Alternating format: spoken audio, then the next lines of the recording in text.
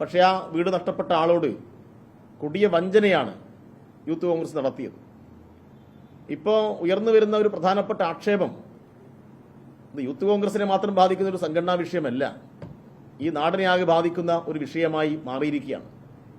കാരണം ഇത്തരം സന്ദർഭങ്ങളിൽ സഹായം കൊടുക്കുന്നത് കക്ഷി രാഷ്ട്രീയത്തിൽ അതീതമായിട്ടാണ്. ഇപ്പോൾ യൂത്ത് കോൺഗ്രസിനെ ഞങ്ങളൊരു പണം ഏൽപ്പിച്ചാൽ അത് ആ ദുരന്തബാധിതർക്ക് കിട്ടും എന്നാണ് കേരളത്തിലെ ജനങ്ങൾ കരുതിയിട്ടുണ്ടാവുക. അങ്ങനെ ഏൽപ്പിച്ച ചില ആളുകൾ യൂത്ത് കോൺഗ്രസിനെതിരായി കേസ് കൊടുത്ത അനുഭവമുണ്ടായി. യൂത്ത് കോൺഗ്രസിന്റെ സംസ്ഥാന ക്യാമ്പിൽ വെച്ച് ഞങ്ങൾ കൊടുത്ത പണം എങ്ങനെ ഉപയോഗപ്പെടുത്തിയെന്ന ചോദ്യം ഉയരുകയാണ്. ചോദ്യങ്ങൾ ഉയർത്തിയിട്ടുള്ള യൂത്ത് കോൺഗ്രസിന്റെ വിവിധ കമ്മിറ്റി അംഗങ്ങളെ സസ്പെൻഡ് ചെയ്തു എന്നാണ് പിന്നീട് അറിയാൻ വേണ്ടി കഴിഞ്ഞത്. ഇപ്പൊ കണ്ണൂരിൽ നിന്നും KC വിജയൻ എന്ന് പറയുന്ന DCCയുടെ സെക്രട്ടറി ഉയർന്ന ഒരു നേതാവാണ്. അദ്ദേഹത്തിന്റെ ഒരു ശബ്ദ സന്ദേശം പുറത്തേക്ക് വന്നു.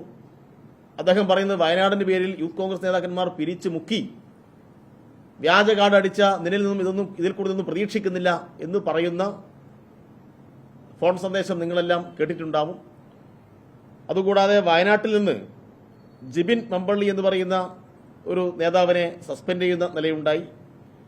ചേളന്നൂർ യൂത്ത് കോൺഗ്രസ് നേതാവ് PM അനസിനെ പുറത്താക്കിയായിട്ടുള്ള വാർത്തകൾ വന്നു. ഇതിന്റെ എല്ലാം അടിസ്ഥാനം വയനാടിന്റെ പേരിൽ ഫണ്ട് പിരിച്ചു, അത് വെട്ടിപ്പ് നടത്തി എന്നൊരു വിഭാഗം പറയുന്നു. ആ പിരിച്ച ഫണ്ടിനെ എന്ത് ചെയ്തു എന്ന് നേതൃത്വത്തെ ചോദ്യം ചെയ്തപ്പോഴാണ് ഞങ്ങളെ പുറത്താക്കിയത് എന്ന് പുറത്താക്കിയവർ പറയുന്നു. ഏതായാലും കാര്യങ്ങൾ വന്നു നോക്കുമ്പോൾ കേവലം 88 ലക്ഷം രൂപ മാത്രമാണ് യൂത്ത് കോൺഗ്രസിന്റെ അക്കൗണ്ടിൽ അവശേഷിച്ചിട്ടുള്ളത്. ഞങ്ങൾ ചോദിക്കുന്നത്, ഇപ്പം യൂത്ത് കോൺഗ്രസ് നേതാവ് വന്നിട്ട് പത്രസമ്മേളനം നടത്തിയിട്ട് പറഞ്ഞു ഇതാ 88 ലക്ഷമേ ഉള്ളൂ, ഇതാണ് രേഖ എന്നാണ് പറഞ്ഞത്.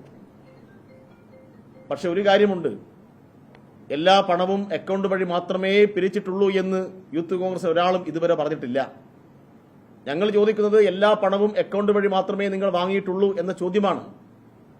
ആ ചോദ്യം പല മാധ്യമപ്രവർത്തകരും ഇവിടെ ചോദിച്ചതായി കണ്ടില്ല.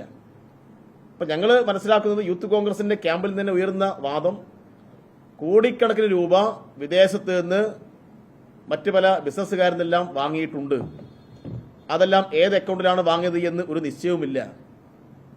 അതുകൊണ്ട് 88 ലക്ഷം രൂപ മണ്ഡലം കമ്മിറ്റികൾ കൊടുത്തു എന്നതിനപ്പുറത്ത് വേറെ ഏതെല്ലാം വഴി, എന്തെല്ലാം ചലഞ്ചുകൾ വഴി പണം സമാഹരിച്ചു എന്ന് പറയേണ്ട ഉത്തരവാദിത്വം യൂത്ത് കോൺഗ്രസ് നേതൃത്വത്തിനുണ്ട്.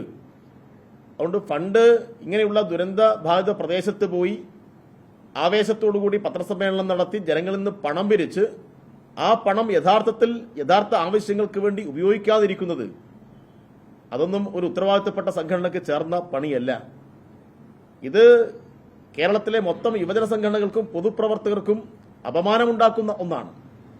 കാരണം കേരളം പോലെയുള്ളൊരു പ്രബുദ്ധമായ രാഷ്ട്രീയ സംസ്കാരം സൃഷ്ടിക്കുന്ന ഒരു നാട്ടിൽ ഉത്തരവാദിത്തപ്പെട്ട ഒരു യുവജന സംഘടന ഇങ്ങനെ പണം പിരിച്ച് കൊള്ളയടിക്കാൻ പാടില്ല.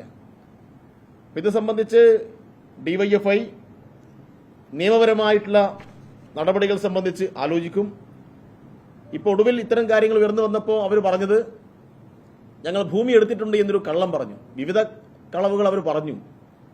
അവസാനം ഈ ജൂലൈ മാസം 30-ാം തീയതി രാവിലെ ഒരു ചാനൽ അഭിമുഖത്തിൽ യൂത്ത് കോൺഗ്രസ് നേതാവ് പറഞ്ഞു ഞങ്ങൾ ഭൂമി എടുത്തു എന്നാണ് പറഞ്ഞത്. ആ എടുത്ത ഭൂമി എവിടെ എന്ന ചോദ്യം DYFI ഉന്നയിക്കുകയാണ്.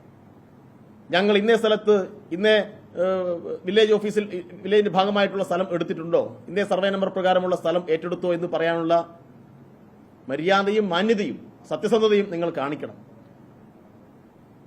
ഭൂമി എടുത്തിട്ടില്ല എന്നാണ് മനസ്സിലാക്കുന്നത്. പിന്നീട് പറഞ്ഞു 31-ാം തീയതി തറക്കല്ലിടും എന്ന് പറഞ്ഞു. 31 കഴിഞ്ഞിട്ട് പിന്നെ ആഗസ്റ്റ് 6 ഒരു സ്ഥലത്തും ഒരു തറക്കല്ലും ഇട്ടിട്ടില്ല. കോൺഗ്രസും പറഞ്ഞു ഞങ്ങളും കൊടുക്കുന്നു വീട് എന്ന് പറഞ്ഞു. മുഖ്യമന്ത്രി പങ്കെടുത്ത അവിടുത്തെ തറക്കല്ലിടൽ പരിപാടിയിൽ ഞങ്ങളെല്ലാം ആ പരിപാടിയിൽ പങ്കെടുത്തവരാണ്. മുൻനിരയിൽ ഞങ്ങളും ഇരുന്നിരുന്നു. അപ്പൊ അവിടെ പ്രതിപക്ഷ നേതാവ് VD സതീശൻ ആ സ്റ്റേജിൽ വന്നിട്ട് പ്രസംഗിച്ചു നിങ്ങളുണ്ടാവും. രാഹുൽ ഗാന്ധി പ്രഖ്യാപിച്ച 100 വീട് ഞങ്ങൾ സർക്കാരിന്റെ ഭാഗമായിട്ടുള്ള പദ്ധതിയിലാണ് പെടുത്തിയിരിക്കുന്നത്. പരസ്യമായി പ്രഖ്യാപിച്ചു. ഞങ്ങളെല്ലാം കൈയടിച്ചു. വയനാട്ടിലെ ജനങ്ങൾ അത് സ്വാഗതം ചെയ്തു. പക്ഷേ വർഷം 1 കഴിഞ്ഞു. അവിടെ ടൗൺഷിപ്പിന്റെ നിർമ്മാണം വലിയ പുരോഗതിയിലേക്ക് പോകുന്നു. അത് സംബന്ധിച്ചും ഒരു അഭിപ്രായവും ഒരു കാര്യവും പിന്നീട് ഉണ്ടായിട്ടില്ല എന്നുള്ളതാണ്.